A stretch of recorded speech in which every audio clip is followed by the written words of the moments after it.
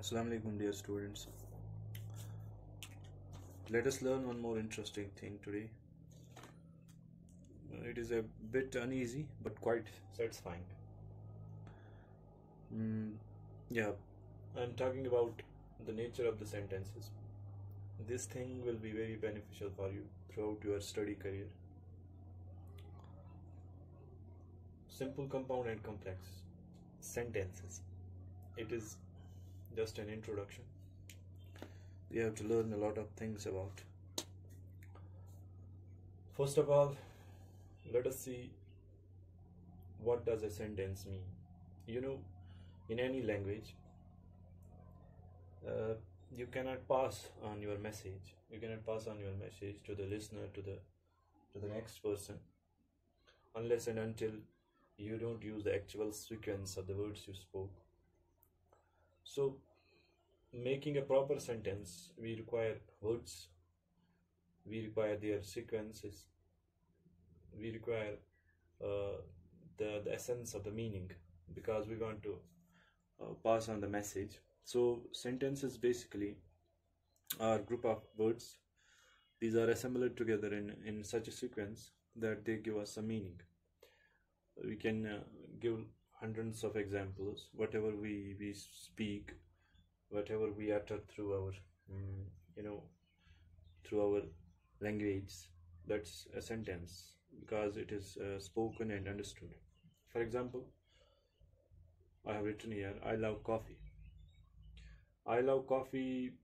These are few words. I have sequenced them in such a sequence that the listener or the reader understands what I'm trying to say. We can use so many examples. John is playing chess. I am teaching. You are learning. We are going. The pandemic is creating havoc. Everything is going in a wrong direction. We can use hundreds and thousands of examples. Unless and until it is understandable, it is understood by the listener, we can say that this is a sentence. There are then rules how to form a sentence. What are the things we need to remember about a sentence? So we have already learned the rules in the previous classes. Basically, what we have to learn about simple, compound, and complex sentences is the nature of them, and how and when they are formed, and what's the procedure we need to follow. How can we identify a sentence, whether it is simple, compound, or complex? How can we change them from simple or compound or complex to simple, compound, or whatever is the criteria? We need to first of understand the basics of it. This introduction is all about the basics when it comes to simple, compound, and complex sentences. Like I said, sentence we know. Then we talk about things that are correlevant. For example, I'll say I love coffee. Then I will put on one more sentence, one more part to it, because it tastes good. The sentence before was I love coffee. If the sentence ends here, this is a clause, but as long as I keep on adding things to it, we say this sentence goes on till a full stop is not put at the end. Since I use because it tastes good, we have added an additional thing to the original sentence. Basically, what happens when we talk about co-relevant things that are relevant to each other, things that relate to each other, they are put together in a single sentence. We don't use separate sentences. I love coffee, it tastes good. Since they are co-relevant to each other, so we carry forward the sentence till it reaches to a conclusive end. I love coffee because it tastes good. There are two clauses. This I love coffee is clause 1. Because it tastes good is clause 2. What does this clause mean? Let us take a look at this clause. Clause is basically part of sentence. It includes a subject and a predicate. For example, I love coffee, I is subject, and then there is verb, there is an object, whatever it is. This is predicate. Because, leave it aside, it is subject, tastes, then it is predicate. John is playing, John is subject, then it is predicate. So a sentence, a clause is a part of sentence that includes a subject and a predicate. There can be more than 2, 3, 4, 5, whatever clauses we can add to a sentence. If we look at this example, I love coffee because it tastes good. Since two clauses are used, clause first and clause second, let us see the types of clause. There are two types of clauses we use in a sentence. A sentence can have an independent clause. An independent clause is that part of sentence which can stand on its own. It doesn't require the assistance of any other clause to complete its meaning. For example, if I re-examine the above example, I love coffee. If, for example, for the sake of argument, I'll put an end to the sentence here. I love coffee. I love coffee is a complete sentence. It does not require the assistance of this other clause. So we can say this clause is an independent clause. IDC, independent clause. Why? Because there's a reason that I love coffee is, it's an ordinate clause, a master clause. It is a vigorous clause. It can stand on its own. It does not, there is no necessity to keep the clause second conjoined to it. If we do, it has no effect on the clause first. That's why it's called as independent clause. It has other names, it can be named as ordinate clause, master clause, primary clause, principal clause, whatever. Then the second type, dependent clause. Dependent clause is that part of sentence which cannot stand on its own. It requires the assistance of a main clause to give some meaning. For example, for the sake of argument, let us wipe out this thing. I love coffee because it tastes good. It gives no sense. You will ask, what tastes good? Which thing tastes good? What are you talking about?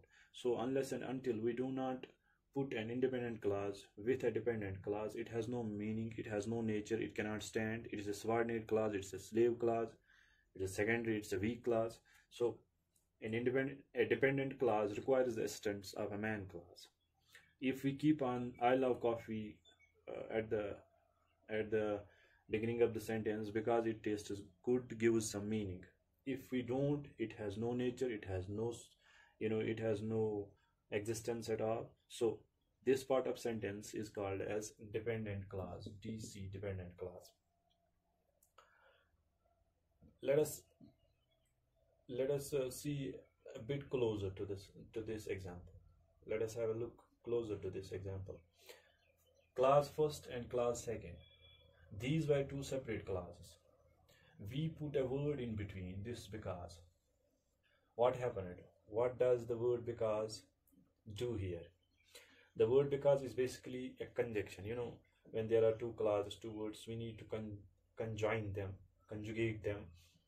We need a conjunction, we need a combiner, and we call these words or a word we use in between two clauses, or at the middle, or at the beginning, or at the end of any two clauses. We call in the language of grammar, it's called as conjunction. Conjunction is basically a word or group of words that joins or combines two clauses. In the given example, I love coffee, it tastes good, these two clauses are joined by because. John is playing chess, but his friend is watching TV. John is playing chess is a separate sentence. His friend is watching TV, a separate sentence. We used but in between. This but, it combined the two sentences. So but is actually a conjunction here, because is actually a conjunction here. Okay. Now we have to understand one more thing. Okay, so as far as conjunctions are concerned, these two have two types. Type first is known as coordinating conjunction. Coordinating conjunction. As you can understand by the word coordinating, coordinate means having equal powers, going in the same direction, or coordinating in coordination with each other. Coordinating conjunctions are conjunctions. Basically, conjunction do only one thing: it conjoins two clauses here. Coordinating conjunction, it joins two equally powered clauses. Two equally powered clauses. So whatever we use, whenever we use coordinating conjunction, we are basically conjoining two equally powered clauses. To remember them, there's a simple, a simple trick we can use. It is FANBOYS, where F stands for, A stands for and, N stands for neither or nor, B stands for but, O stands for or either, Y stands for yet, S stands for so. Okay, these 7-8 conjunctions are basically known as coordinating conjunctions. Why? Because wherever we put them, they keep the two clauses equally powered. Like in the above sentence, John is playing chess, but his friend is watching TV. Both the sentence, by using a coordinating conjunctions, what happened? Both the sentence remain as they were before. Independent clause, no change in the nature. Okay, if we give one more example, we will say do your homework. Do your homework or you will be punished. Okay, this or basically is a conjunction here. This conjunction has done one thing, that is it joined two clauses. Do your hard work. This is an independent sentence. This is also an independent sentence. We used coordinating conjunction. It combined two sentences without changing their nature. Let us come to the second part of it. Second one is subordinating conjunction. Subordination means enslavement, less powered, undermined. Yeah, we can say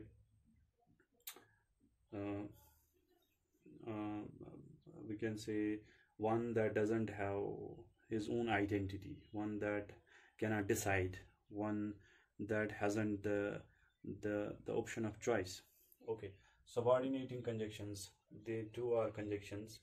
They not only combine two sentences, two clauses, but they conjoin them with each other. They conjoin two clauses. They intermingle these two conjoined clauses. For example, in the above sentence, in the above example, I love coffee, it tastes good. We put because in between them. This because has done a serious problem here. What did it do? It conjoined this, it tastes good, with I love coffee. It has made subordinate clause. It has made this independent clause into a subordinate clause. This clause was basically a independent clause, sorry. But since because came here, it made this clause as subordinate clause of this. So these subordinating conjunctions, they have a slogan. In Urdu we can say, हम तो डूबे हैं सनम साथ तुमको भी ले डूबेंगे. These are basically subordinate conjunctions. They are slave conjunctions. So whatever they conjoin, whatever they took the hands of any other clause, they conjoin them, they enslave them, they depower them. These subordinating conjunctions are rest of the conjunctions. For example, I will write a few more here. It is because, since, if, who, where, when, whose, whom, had, that is why, hence, then there is although, even though,